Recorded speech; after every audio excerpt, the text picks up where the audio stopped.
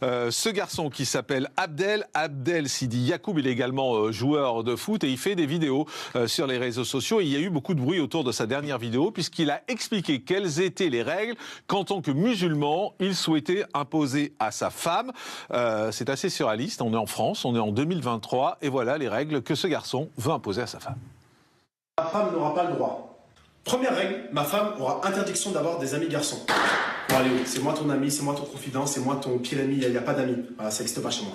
Est-ce que les années 80, la mère, la grand-mère, les sœurs ou les grandes sœurs de ce Adel, est-ce qu'elles étaient moins bonnes musulmanes à l'époque? Absolument. Non. Je ne crois pas. Oui. Et quand on voit les photos du monde arabe et les photos même des musulmans de France à l'époque, il n'y avait rien de tout ça. D'ailleurs, personne ne parlait de religion. Qu'est-ce qui s'est passé? Mais ça fait des ravages. Ces discours-là font des ravages. Mais ce parce qu'il que est en le train de problème, faire, et là c'est je terrible. rejoins ce que vous disiez, le problème, si vous voulez, c'est que depuis 20 ou 30 ans, on a une réislamisation de l'islam, on a une frérisation de l'islam.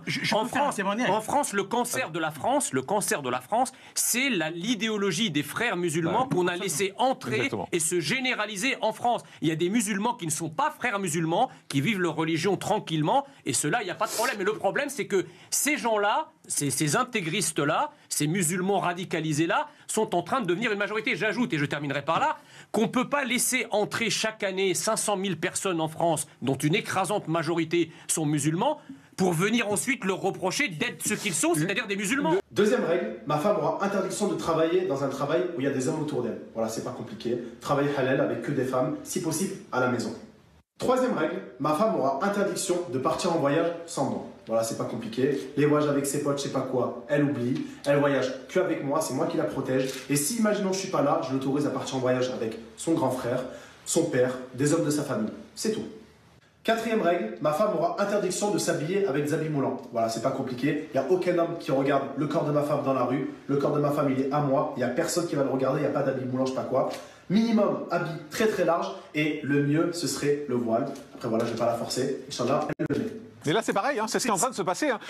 C'est ses parents, je suis sûr, et ses arrière-grands-parents qui défendent les femmes. Jean-Michel, votre égard sur ce garçon Abdel? Moi, je me pose la question suivante. Est-ce que Adel est un musulman ou un islamiste? C'est un islamiste. Il en a pas l'air en tout cas. Oui, enfin l'air, je suis pas sûr que... je veux dire, non, mais Karim vous répond. Karim vous répond clairement, il vous dit c'est un islamiste. Hein. Alors, c'est un islamiste, je sais pas, c'est quand même quelqu'un dont on dit il est né en France, il a une culture française. Il défend la France. Alors, ce qui est assez intéressant, c'est qu'il dit qu'il aime la France. Non, mais pas ses règles, visiblement. Mais le problème, si vous voulez, moi, la question que je me pose, c'est, dans les années 80, moi, j'ai grandi avec des amis musulmans qui avaient des sœurs, qui avaient des mères, qui avaient des tantes. Je veux dire, c'est ce qu'on discutait tout à l'heure avec Rost. Je n'ai jamais vu de tels discours dans les années 80.